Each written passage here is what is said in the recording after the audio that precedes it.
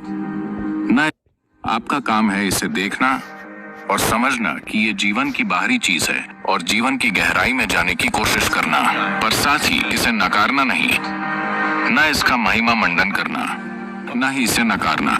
ये सबसे महत्वपूर्ण बात है। शरीर की अपनी जरूरतें हैं, जैसे कि शारीरिक भूख है वैसे ही कामुकता है। आपको इसे किसी तरह से पूरा करना है, पर किस हद तक ये आपको चुनना है।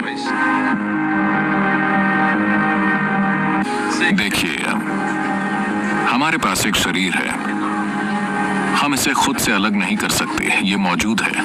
अच्छा ये होगा कि हम इसकी सच्चाई समझें, पर अभी दुनिया में समस्या ये है कि दुनिया के कुछ धार्मिक संस्थानों ने ये रवैया अपनाया है कि इंसान का शरीर ही गलत है।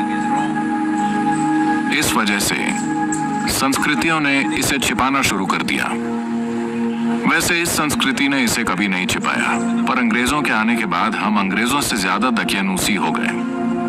पर अगर आप उस समय से पहले के मंदिर देखें तो मंदिरों के बाहर की सभी कलाएं अश्लील हैं, अगर आप अश्लील कहना चाहें तो। पर हम उन्हें अश्लील नहीं कहते, हम सिर्फ इंसानी शरीर के विभिन्न आयामों की बात कर रहे हैं, क्योंकि हम इसे गलत नहीं मानते, हम बस इसे जीवन का बाहरी हिस्सा मानते हैं। अगर आप सिर्फ वहीं रहते हैं तो आप हमेशा भौतिक आयाम में रहेंगे, आप कुछ और नहीं तलाशेंगे। तो मंदिर में हमेशा ये बाहर होता है। आपका काम है इसे देखना और समझना कि ये जीवन की बाहरी चीज है और जीवन की गहराई में जाने की कोशिश करना, पर साथ ही इसे नकारना नहीं, न इसका महिमा मंडन करना, न ही इसे नकारना। ये सबसे महत्वपूर्ण बात है। पर आपके कॉलेज में इन चीजों को देखा जाता है, आपका इंटरनेट या जो भी। लोग मुझे बताते हैं, किसी ने मुझे बताया, मुझे नहीं पता कि ये प्रतिशत सही है या नहीं। जब मैंने पूछा कि सामग्री क्या है, मैं इंटरनेट और इसकी सामग्री को समझने की कोशिश कर रहा था। इंटरनेट पर वास्तविक सामग्री क्या है, उन्होंने मुझे बताया। आपको पता होना चाहिए, उन्होंने बताया कि इंटरनेट पर 70% सामग्री अश्लीलता है। उन्होंने मुझसे कहा 70%। मैंने कहा 70% अश्लील चीजों का होना गलत है और ये एक बीमारी है। अगर ये एक छोटा प्रतिशत हो तो ठीक है, 70% एक तकनीकी मंच पर जहां लाखों चीजें हो सकती हैं, दुर्भाग्य से वहां अश्लीलता है। जीवन का सिर्फ जीव विज्ञान, ये बहुत दुर्भाग्यपूर्ण है, क्योंकि जब आप एक इंसान के रूप में आते हैं तो आपका शरीर आपके जीवन का मुख्य हिस्सा नहीं है, ये आपके जीवन का एक हिस्सा है। आपके दिमाग में इतनी क्षमता इसलिए है कि आपकी बुद्धि आपके जीवन का मुख्य हिस्सा बने, और अगर आप सचेत हो जाएं तो आपकी चेतना आपके जीवन का मुख्य हिस्सा बन जाती है। शरीर एक बैल का मुख्य हिस्सा है, ये उसके लिए ठीक है, वो बस यही जानता है। पर शरीर मानव जीवन का मुख्य हिस्सा नहीं होना चाहिए, ये हमारे जीवन का हिस्सा है, हम इससे इनकार नहीं कर रहे हैं। तो आपके जीवन के एक चरण में ये ऐसा होता है। तो जीवन के कुछ चरणों में आप सिर्फ इसकी बातें करते हैं या इसके बारे में सोचते हैं, कभी कभी आप इसमें लिप्त होते हैं। ये जीवन के गुजरते हुए चरण हैं। आपके लिए ये किस हद तक जरूरी है, इसे आप सबसे अच्छा तय कर सकते हैं। आपकी शारीरिक जरूरतें नहीं हैं, आप में हैं, ये ठीक है, पर इसे आपका बाहरी हिस्सा होना चाहिए, न कि आपके जीवन का मूल हिस्सा, क्योंकि इससे आप में एक कमी आ जाएगी।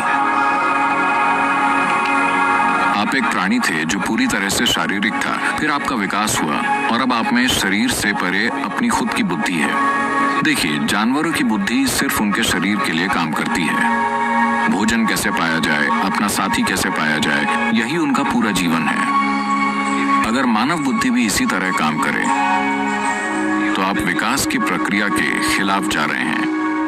आप वापस जाने की कोशिश कर रहे हैं, विकास की प्रक्रिया को पीछे ले जा रहे हैं। ये जरूरी नहीं है। इसका मतलब ये नहीं है कि आपके पास शरीर नहीं है। शरीर की अपनी जरूरतें हैं, जैसे कि शारीरिक भूख है वैसे ही कामुकता है। आपको इसे किसी तरह से पूरा करना है, पर किस हद तक ये आपको चुनना है। पर निश्चित रूप से यह आपके जीवन का मुख्य हिस्सा नहीं होना चाहिए, क्योंकि आप अपनी बुद्धि और चेतना को मुख्य हिस्सा बनाने की विकास योजना को पीछे ले जा रहे हैं। इसके बजाय आप अपने शरीर को मुख्य हिस्सा बना रहे हैं। आप जानते हैं कि वीर्य आपके शरीर के अस्तित्व का आधार है, चाहे आप पुरुष हो या महिला, क्योंकि यह आपका 50% हिस्सा है। हाँ? हमारे पास त्वचा है, हमारे पास कोशिकाएं हैं, हमारे पास बाल हैं, हमारे शरीर के कई अन्य पहलू हैं, दिल, लिवर, किडनी, बहुत सी चीजें हैं। इन सभी कोशिकाओं में अपनी अलग अलग शक्ति है। But semen is of an extraordinary level of potency. It can create a whole new life.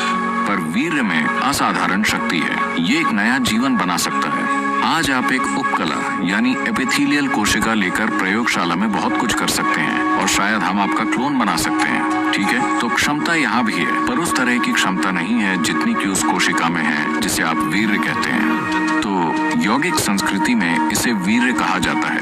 वीर्य का एक अर्थ वज्र भी है, जिसका अर्थ है स्थिरता या हीरा। Stability or diamond, which is the hardest thing. जो सबसे कठोर चीज है। तो मानव शरीर में वीर्य को वज्र के समान माना जाता है। इसका मतलब है कि ये सबसे शक्तिशाली चीजों में से एक है। अगर आप इसका उपयोग करना जानते हो तो इसके उपयोग का एक तरीका है कि आप इससे बच्चे पैदा कर सकते हैं। ये एक बात है। अगर आप ये सवाल इसलिए उठा रहे हैं क्योंकि आप लोग इसे JNU की चादरों पर फैला रहे हैं।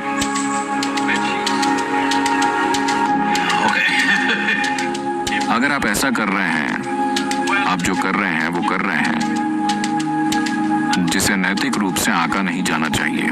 मुद्दा ये नहीं है, सवाल ये है कि आपकी मजबूरी किस स्तर पर है। पुरुष शरीर की किसी भी चीज से क्या हम एक अलग स्तर का काम कर सकते हैं? बिल्कुल। सिर्फ वीर्य ही नहीं, इस शरीर की हर चीज को रूपांतरित किया जा सकता है। देखिए, लोग इसका शाब्दिक अनुवाद कर रहे हैं, पर अगर आप उपकलता यानी एपिथेलियल कोशिकाएं बनाना चाहते हैं तो शरीर इस पर जितनी ऊर्जा खर्च करता है उसके मुकाबले अगर आप एक वीर्य की कोशिका बनाना चाहते हैं तो शरीर जितनी ऊर्जा खर्च करता है वो बहुत अलग है। इसे वैज्ञानिक रूप से